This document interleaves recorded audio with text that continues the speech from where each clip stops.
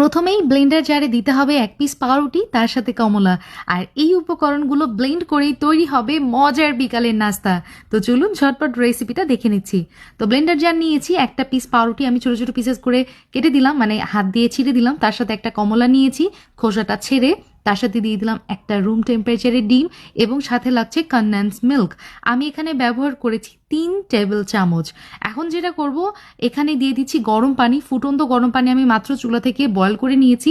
এখানে প্রায় আমি 1/4 কাপ মতো ব্যবহার করেছি। এখন সবকিছু খুব ভালো মতো ব্লেন্ড করে এই যে ছেঁকে নিয়েছি আমি, যাতে করে এই মিশ্রণটা আমার স্মুথ হয়। এখন চলে যাচ্ছি আমি নেক্সট স্টেপে।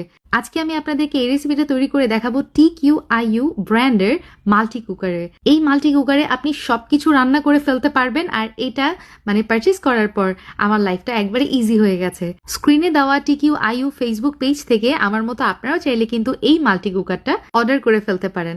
যাই হোক, আমি পুডিংটা স্টিমে বসিয়ে দিয়েছি। আপনারা যেই স্টিমারটা আছে না, সেটাতেও কিন্তু এটা করে নিতে পারেন।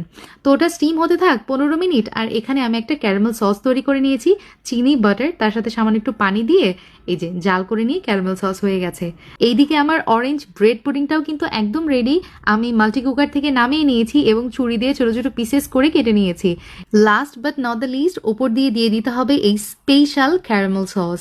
তাহলেই তৈরি হয়ে যাবে আমার স্পেশাল পুডিং।